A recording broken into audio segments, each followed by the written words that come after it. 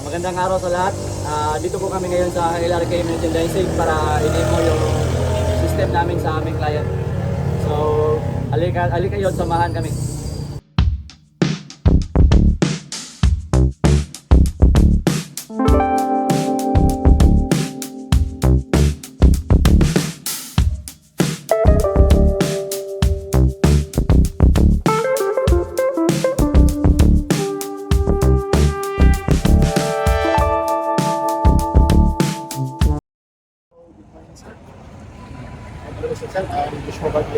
So, I'm here, nandito ako ngayon para i-demo sa iyo ang LRQ Merchandising system. Ito yung main dashboard namin. Dito, i-click lang natin yung login para ito yung login format natin. So, dito sa login na to ay pinag-isa lang namin yung sa admin na staff at sa staff. Sa staff.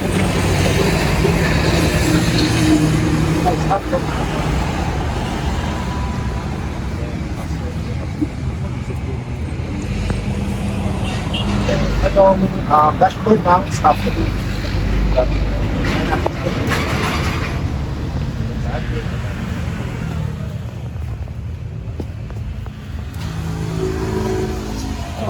Ito yung sa admin. So, ang first natin i-introduce ay yung sa admin. So, dito sa admin, makikita natin yung PV sales, total product, low items, saka mga drops at top performing products. Then, dito sa taas ay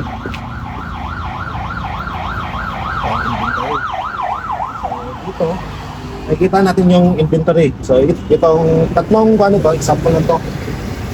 Example na yung mga test. So, try natin mag-add ng product. Add tayo ng product name. So, lagay natin Spain.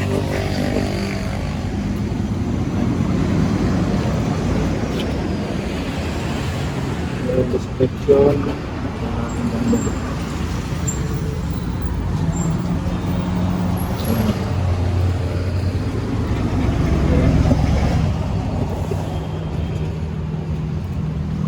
Ay dito, kita natin yung mga supplier na pwede natin i-add sa para sa inventory or sa inventory reports.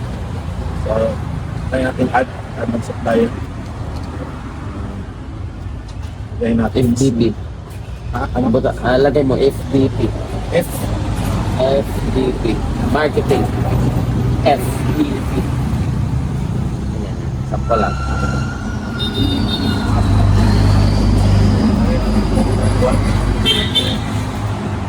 Supply address.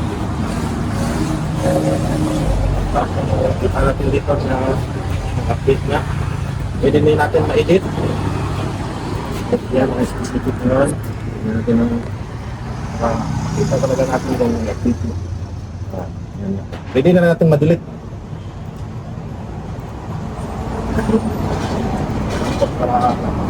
Sa dito, ang purpose lang nito para sa reporting, ay sa report or sa inventory report. Okay yan, okay yan. So far yun, parang yun lang yung one sa admin. Then nalagatan rin. Try natin sa staff para try lang natin yung sa staff. Kita natin.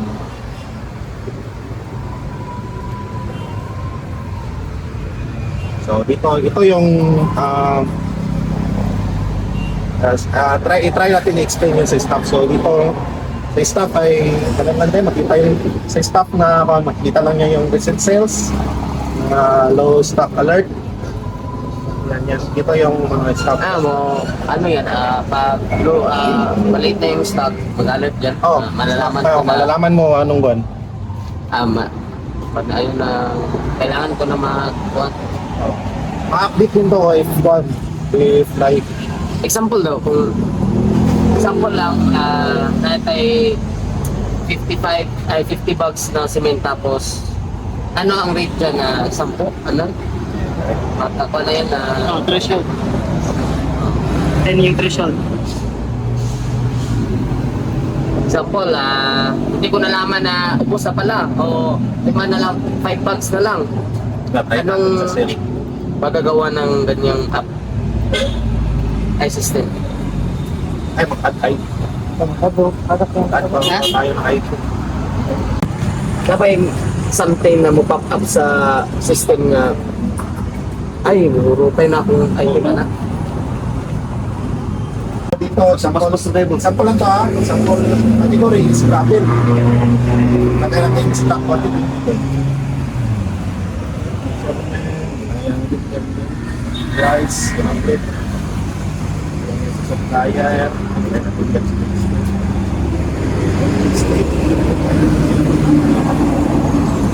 Product.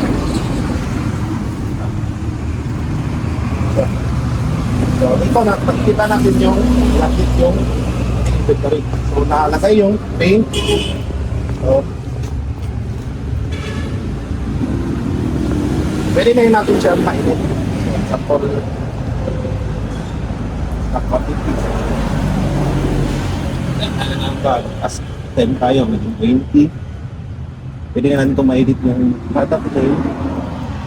Pwede natin yung filter, then natin save.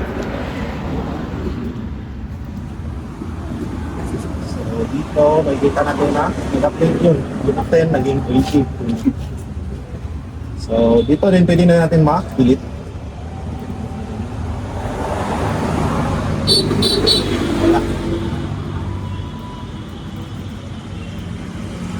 Dito pwede na natin ma-print yung whole inventory. Example, gusto nyo ng report. Ito yung mga report ko. Pwede na natin edit yan. Sensitive po yan. Inventory. Record system. Dito na natin ma-search yung specific item. So, example, itong S2. Kita mo, search out. Pero naman dito sa sales management. Di pa makikita natin yung mga sales transaction, sale analytics, then sale review.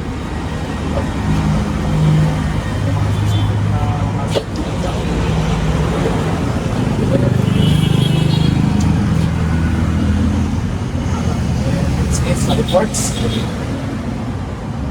So, update pa natin ito.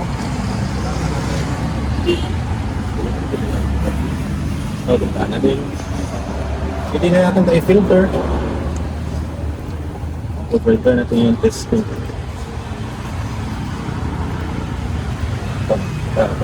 Filter na guys.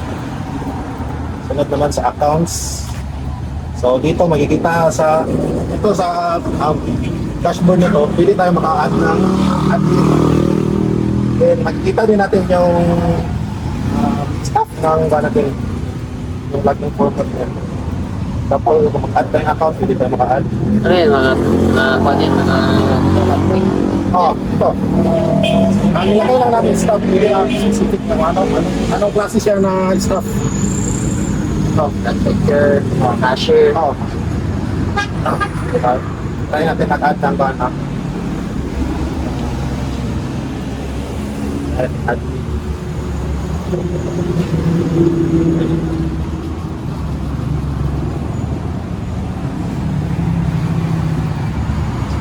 Ano kailangan pa mag-password? Done. And For security lugar? for security kay di kasi natin malaman if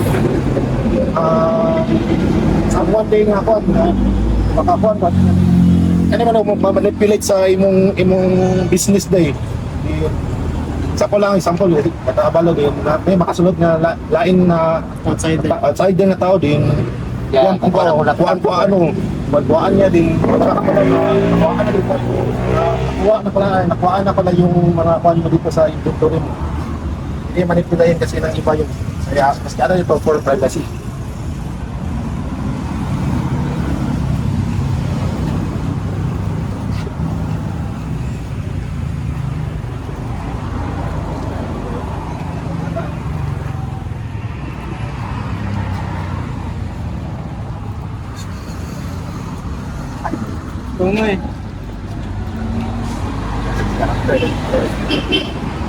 dito makikita natin na add yung isang admin. Ang gusto ko, pag ganito, may kulay siya tapos example red to. Itong mga back to owner, BO, ganyan, di ba? Ito white, okay na to white. Tapos mas mabuti kasi kung may kulay siya tapos yun lang yung focus ko na titingnan, di ba? Oo. Ito, inventory. Hindi mo malaman na inventory adjustment kasi babasahin mo pa, di ba? Inventory Tama, purchase, tama. oh, di ba? Tama yan. Ito, kahit ito lang, itong inventory adjustment, yung may kulay or iba-iba ang kulay. Lagay natin ito, restock, ibang kulay nito, ibang kulay nito, di ba? Tama, tama. Sunod naman ay sa sales transaction. So, dito makikita natin ang mga sales transaction. Dito ang product name, mga quantity, total amount, tapos sold to. So, ngayon, try natin mag-add ng sale. So, for example, yung cement ng 1,000 then so ito, pwede din tayo maka-multiple na mag-add ng sales. Pwede din natin ma-remove. Then, try natin i-add sale. So, dito, ito yung aming receipt or resibo sa sale namin na product. So, try natin. So, pwede i-print. Pwede ba? Ganyan. Ganyan. So, kita natin. Ganito yung ganyan. So, sa iba kasi mayroon kasi yung parang device. Ito ay like sa laptop kasi parang print lang. Next. Then, ito, makikita natin yung mga sales report din. Okay, filter natin yung kanina. Yung kanina ay cement yun, no? Yung cement. So, ito, makikita natin yung mga sold quantity ng cement. Like ito, 110 at yung ito kanina. Walang nakalagay na amount. Amount meron. Ito. Yung yung price, retail price. Baga ba? Magkano ang isang bag, di ba? Wala, no? Wala. So, add natin yan sa Suggestion. sa sales report sa ano to.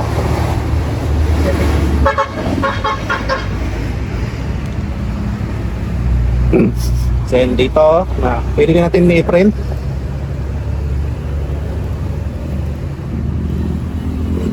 Ganyan, naka-Excel like Excel one.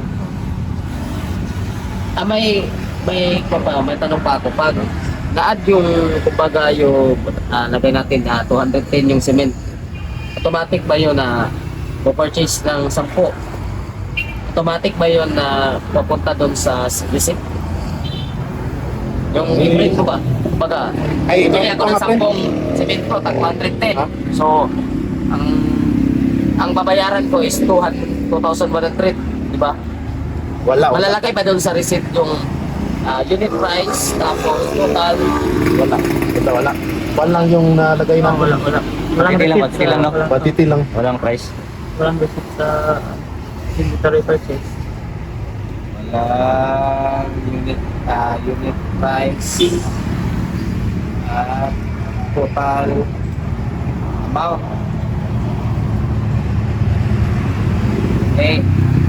Sa lugar, napalit ko 7 kabog, 7 na plywood, kumbaga 300 ang isa. So dapat, diba, sa receipt talagay yun ng magkano ang isa, tapos magkano ang total. Kasi receipt kasi, diba? Balik tayo sa receipt. Receipt yun eh. Yun yung papakita mo sa customer, diba?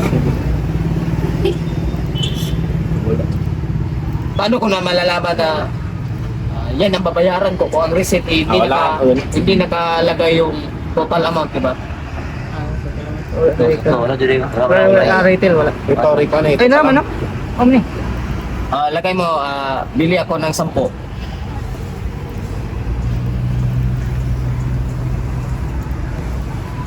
Dito.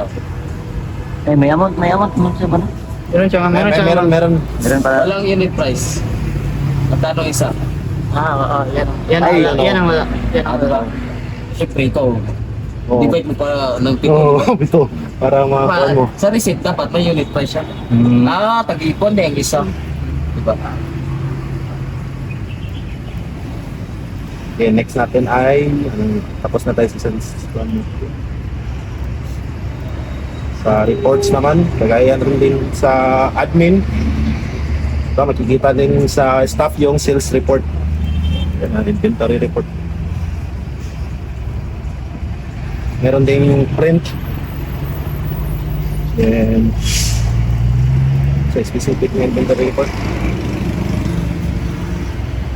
Di ba makita ninyo, diligyan pa ninyo mga kwan na muna siya ang kwan na kay wala mo sa color. Oo, siya. Sa mga uwan siguro, basta di ba? Yan, in-kwan siya, nesig play. Di ba? Mas maganda talaga yung one color. So far yun lang yung system sa Nagawa namin. nagawa namin. So, Isir mo siguro na sa idea, di ba? so salamat sa and then sa recommendation and suggestions. Thank you din sa time mo, sir. Thank you rin sa time mo, sir.